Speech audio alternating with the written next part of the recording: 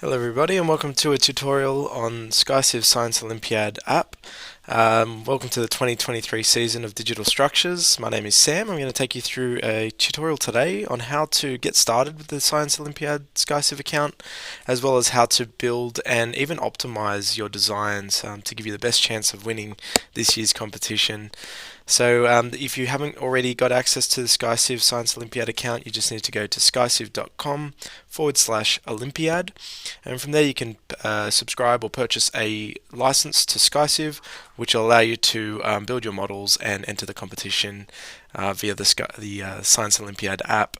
So yeah, once you've done that, you should be able to log in. You can also share that account with three of your teammates, so you can have 4 people using that account to design your structures, and you should be able to use all the functionality of S3D, which is the main analysis program. So when you log in for the first time, this is the dashboard that you'll see. So you'll see there are a few different products, but the main product we're going to use for the Science Olympiad competition is Structural 3D. So I'm just going to launch that. Now we can take a look at what that product is and how we can use that to enter the competition. So I'm just going to click out here, just close that, we don't need that. And the Science Olympiad app is just installed under add-ons, and you'll see if you don't have that by default, you can just install that by visiting your account settings. So we'll just go back to the dashboard, go to your account settings, click software settings, and just toggle on the Science Olympiad app. So that's all you need to do to install the app, and you can just go back to Structural 3D and just refresh the page.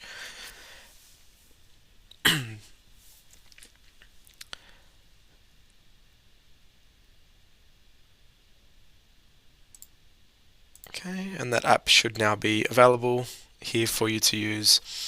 So you can click that, you can see a little bit of information, you can see the instructions on how to use the app, as well as competition rules. Now some of the competition rules may differ just depending on which division you're in and what type of competition you're entering. So there are some subtle differences, but most of the core rules are set out in this little accordion here.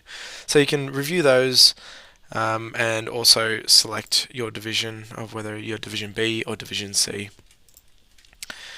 And what we'll do is we'll just start by creating a template. So I'm just going to select Division B, create a template. It'll just confirm if I want to load this into my software. And I can see now I've got already a bit of a structure built. So I can see I've got some supports, which are these bottom parts. So this is the part of the structure that restrains the model. So this is where it's fixed to some external system. So you can see here I've got 2 pin supports and then 2 roller supports. And if I just compare those to the rules, I will see that is a requirement of the rules. It's somewhere here. 2 supports on the negative X side and 2 supports on the positive X side, having horizontal rollers on the positive side. So we'll just explain a little bit of this too, because as you move and modify your structure, you might find that you go outside of the bounds of what the competition allows. So we can do a little test here. If we had, say, these reversed, actually I'll just start by showing where those roller supports are. So if I hover over this node, it'll tell me that it is in the XYZ coordinate. I can see the X coordinate is 0.225. I can also just click that node, it's a little bit easier to see. 0.225, which coincides with the rules that the horizontal rollers, which are these types of supports, are on the positive X side, which makes sense. That's why it's 0.225 in the positive direction. And this one here, if I click this node that the support is assigned to, you can see that's in the negative X direction. So you can see how the rules of the competition are linked to the various parts of the model. So my support nodes need to be in a certain position.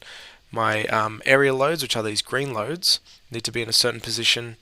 And also my point loads, which is indicating sort of a wind load here, need to be in a certain position as well. And the template kind of positions everything in the right location, so you can just run through and test the structure. So after you create a template, a quick test is just to run the test structure. And you get some sort of early results, and you get a feel for what you're being graded on in the competition. I can see the structure weight is a factor in the calculation, as well as the structure capacity, so how much the structure can actually hold. So I can see the structure weighs 11.3 grams, but it can hold about 3,000 grams, so about 3 kilograms. So that's a pretty good, weight to strength ratio. But the idea of the competition is to try to score better and improve that by either reducing the weight or increasing the structure capacity, or how much the structure can hold. And you can see in real time, you can make changes to the model to improve that design and get instant feedback and see how, changing parts of your model here will affect that score. You can see that in real time, which is really handy. And we're going to cover a lot more of that as we're optimizing the structure. But for now, we just want to explain the various parts of the model and how you can use these elements to build a stronger tower. So I'll close this for now, and we'll go back to sort of explaining different parts of the model. So we have the supports here. We can see the 4 supports. We also have our members, and they're sort of shown in a 3D space. You can see there's a little bit of, if you hover over them, you can click them, you can find more information about that member. So member 5, what node it starts at, what node it ends in. So we can see it's going from node 3 to node 9. It's node 3 to node 9. And we can see what section, so what cross-section properties it has. We'll go into that a little bit more detail, but I can see it's assigned to section ID 1, which is shown there as well. You don't really need to worry too much about the advanced settings, so we can typically just focus on this part of the model, because these are the most important aspects of the model, or the member. And the member is basically the timber, or the balsa wood member, the single beam element, which is used to hold the weight. So if I go to 3D renderer, I can also get a visualization in 3D space. So I can kind of get a feel for how my structure looks in space, and this helps you identify any major issues. You might see that they're very, very slender, or they're really, really thick. In that case, maybe the dimensions are slightly off. So it's a really helpful kind of sanity check or a logic check, just to make sure that your structure is built with the right dimensions in mind. For instance, we can see how the section might affect that. So say we want to change this section. Let's select this member. Let's introduce a new section, section ID 2. You can see that's introduced a new member. It's gone green. Section 2, which hasn't been defined, so there's no cross-section properties, but I can see that it is a different member to the rest of these elements that you can see in the model. So what I'll do is click that, and let's now define some cross-section properties there. So if I click that, now the competition only allows you to have rectangular or square shaped cross-sections, so I'm just going to select rectangular. And if I was to say do a 200 by 200 millimeter cross-section, I just enter those dimensions there, and then I can select what material. We have 3 grades of balsa wood, light, medium, and heavy. So their density is more, so they're going to be heavier, these ones, but they're going to also be stronger. So I need to be strategic about which elements I'm choosing, or what grade of material, what grade of balsa wood I'm going to use. But for just example's sake, I'm just going to select the medium strength, which is going to be heavier. And we will do a 200 by 200. And this is quite a large cross-section, and I'm doing this on purpose because I want to just demonstrate how this affects my design. And I can already see that's a really, really large cross-section compared to these other elements here. And I can review that in the renderer. So this is going to help me really identify, okay, I've clearly made a mistake here. The dimensions of that cross-section are just way too large, 200 by 200.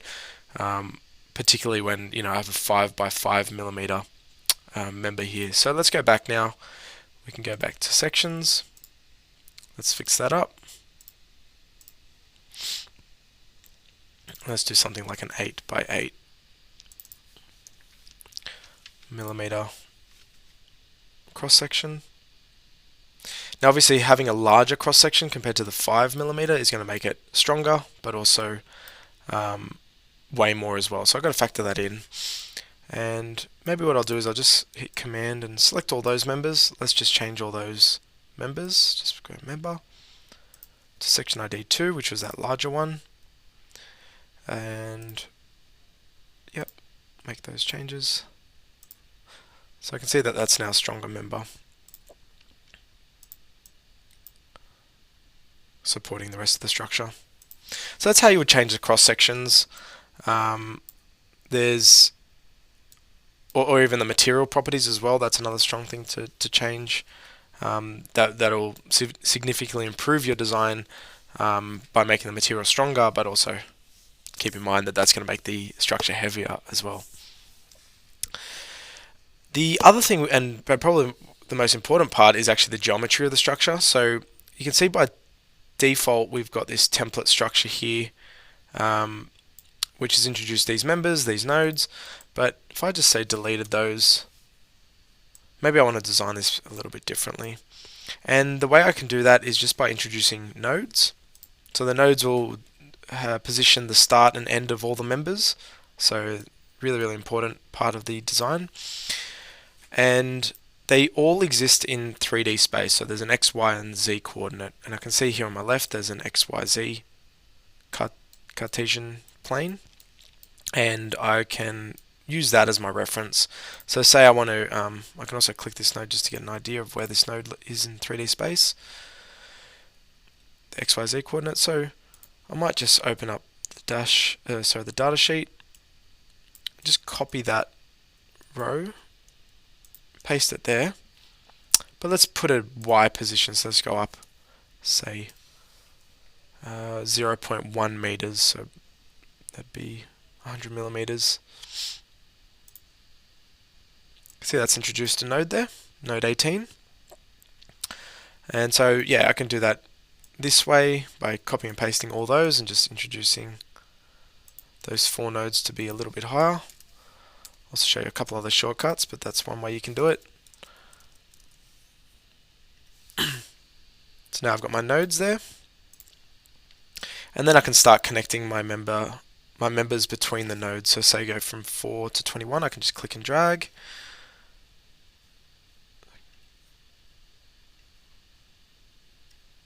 See, I'm introducing new members.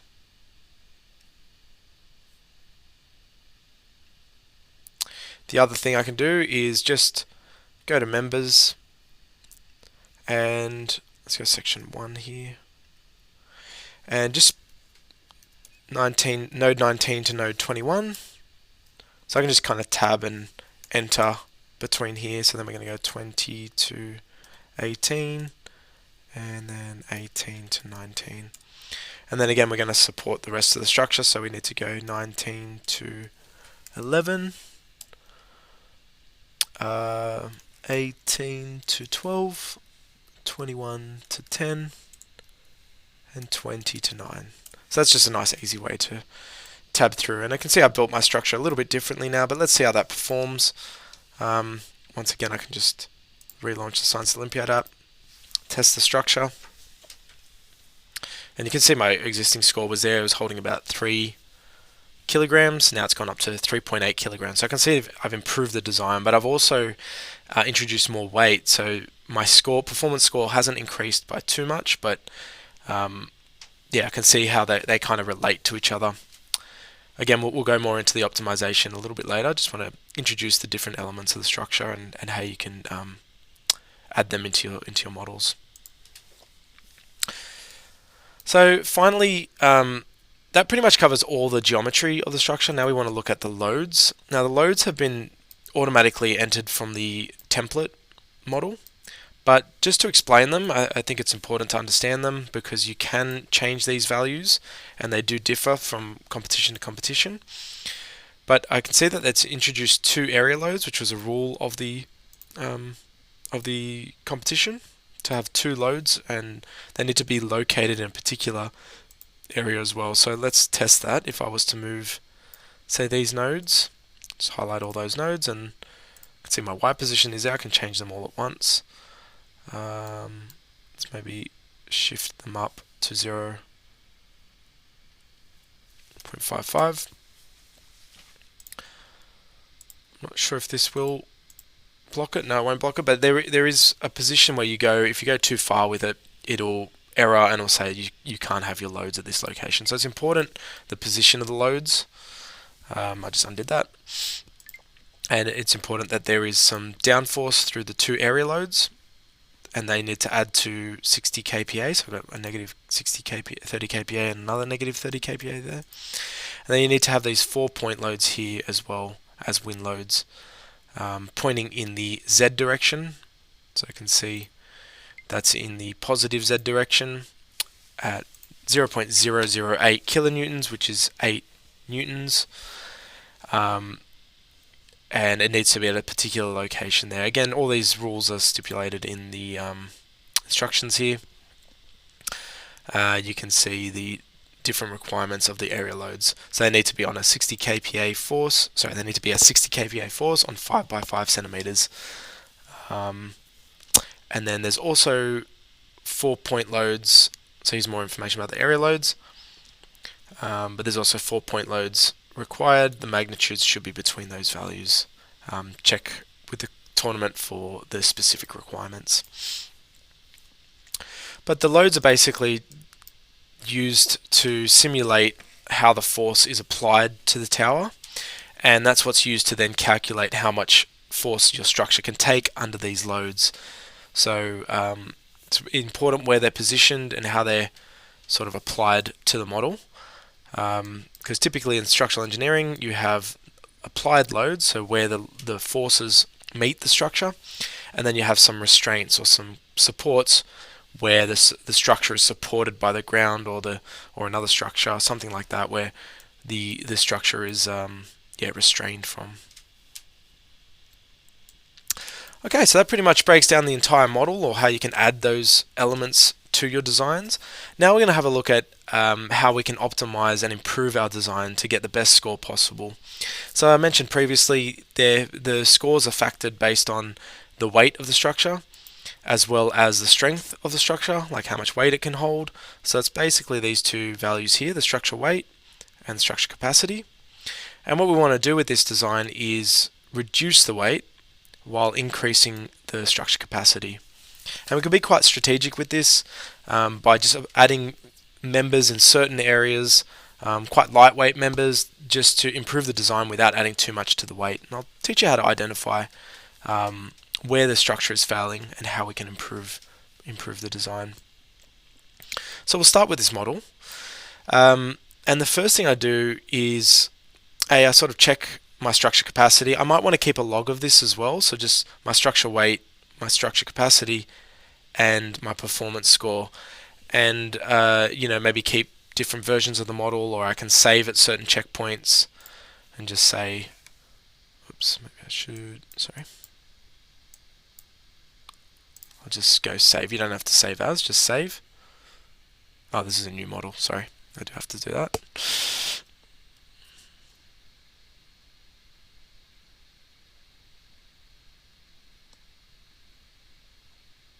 Okay, Sioli 1. This is my first design, and I might keep a record of, okay, it was 17 grams in weight and it held 3.8 kilograms and scored 225. So let's see if we can improve on that. And what I'll do is I'll always check this failure criteria. So this gives us a clue. This gives us a really good understanding of where the structure is failing. And it's telling me to check the top bending stress Z in member 19. So let's find member 19 first. And a quick easy way, if you can't find it, is just go to members, just select 19, and it'll highlight where that is, so it can help me identify where the structure is failing. So the whole reason that this structure is failing is because member 19 is coming under too much bending stress. And bending stress is pretty much the main cause of failure, particularly in a structure like this. So it'd be good to sort of understand what this means. So we're going to look at bending stress in the Z, so we can sort of build our model to be able to take more load in that direction. So first thing I'll do is just toggle on my visibility settings. I'll turn off the loads. We don't really need the loads, so we're going to leave that off. But I'll look at the local axis. Let's turn that on, and let's zoom in a little bit and see what we're looking at here. So what that's done is it's showing my member local axis. So we've got the global axis here, which is Y up, X across, but this is introducing us to the member specific axis, which you can see is different for every member. So the complaint was bending stress in the Z. That was a failure criteria, and what that means is there's too much. Just make sure it was that. Sorry, before I jump ahead. Yeah, bending stress in Z. So the Z-axis is this blue line, so I can see that correlates to this global axis. So my local bending is about this line here, and what that means is there's bending kind of going in this direction. An easy way to sort of understand this is I'm just going to solve the structure, and what we'll do is by solving it, it gives us more information. We can dive a little deeper into the results. And I'll turn on displacement. Let's just have a look at what's happening. It's a bit hard to see, but when I scale it, the structure is kind of moving in that direction. And if I look at the stresses and look at that failure result that I was talking about, top bending stress, and just scroll that up a little bit. I can isolate that member, 19. I can see that's gone red. There's too much force in there, and that's causing it to fail. And what that typically comes from is just load in the Y direction. So I can see the load here. This load here is just, there's too much force here. It's causing the structure, the member 19, to bend on itself, and that's causing the failure. So that's where you would typically see, if this was a real life tower, you would see that member would just collapse, and then the rest of the model would fail under the loads from that one element failure. So I can see with too much force here, there's creating too much bending moment force, so we need to help strengthen that member or the model around it. So let's have a look at a few ways that we can do this. But for this one, let's just introduce a stronger element. So the stronger section, let's see if that makes much of a difference there. By increasing, so I'm just going to, highlight all those members, click members, and this will let me edit them all at once. And change that to the section ID 2, which was that 8x8. Don't worry about that name, it's just because we introduced it as a 200 by 200 before, but it's an 8x8 section. You can see that's made it stronger. And by making it stronger, I've introduced more material, which means the member is able to take more of that force because there's more material to spread the force out across. So by creating a larger cross section, I've increased the strength or the capacity of that member 19. So let's see if that comes through on the results. So I'm just going to look at that and that. So we've got 3.9 kilos and it was failing on member 19. So we've increased the strength to 4.5 kilos. We haven't really increased the structure weight too much, but that's been a really good improvement, and now we're getting a different failure. So this is good. That's no longer our weakest member. Our weakest member now is member 9, which is up here. So now it's okay, we need to strengthen this part of the structure to continually increase the structure capacity. So this one is bending stress in the Y. So once again, we're going to look at the local axis, and we'll see Y is the green member. So there's actually too much bending occurring around this, which means the force is in this direction. So what you want to do is you look at the green member, the axis or y-axis. Imagine it's just bending about that part of the member. So it's actually, the member is kind of bending this way. It's kind of buckling out, if that makes sense. Okay, so maybe for this one, we could increase the strength of the member like we did here, but let's try something a little bit different. Let's split this member Actually, we'll split a few because it's probably whatever force this is taking is probably going to be the same on the other side too. So 13 as well. So we're just going to select this member. I'm just holding Control down to multi-select. Okay, so I'm just going to select those 4 members, right click, and split by 50%. So what I've done is just split the members into 2 parts.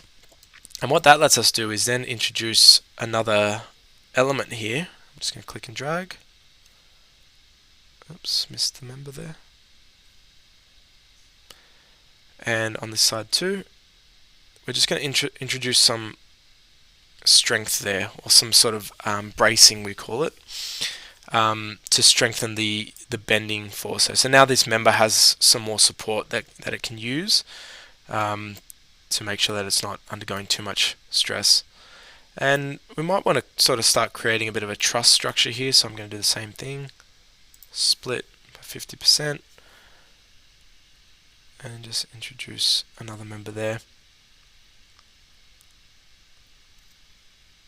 Okay, so let's retest that and see if that's helped strengthen member 9 and also this capacity. Okay, so the capacity's increased, so we're now at closer to 5 kilograms. Score is incrementally getting better. It was 250 in the last one, so now we're about 262. And I can see now there's another governing member. So you're sort of like looking for the weakest member and then trying to strengthen that without adding too much material. So we'll have a look at one more, just member 1. Member 1 would be one of these lower members. So now we're sort of getting failure along the bottom of the structure around bending Z. So it's again similar to that first member. It's under too much force here in the down. It's too much down force causing it to bend excessively. So I can do one of what we saw previously, introduce more bracing, or for these bottom ones we can also just increase the section size. So again, oops, members, section 2.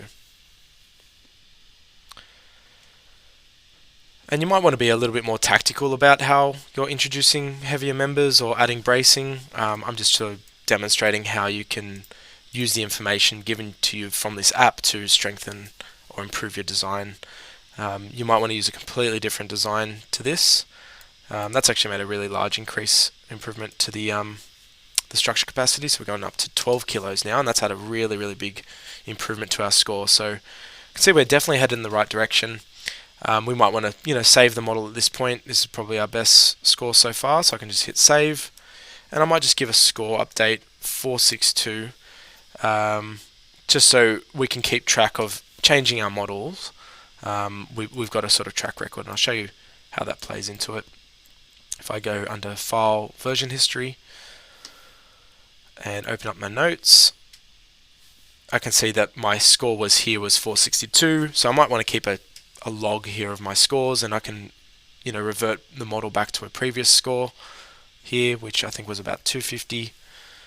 So yeah, you can kind of keep a running tab on the score that you're getting, and you can revert back. So if you had a previous design that was performing better, you can roll back and restore that version to kind of restore that previous model.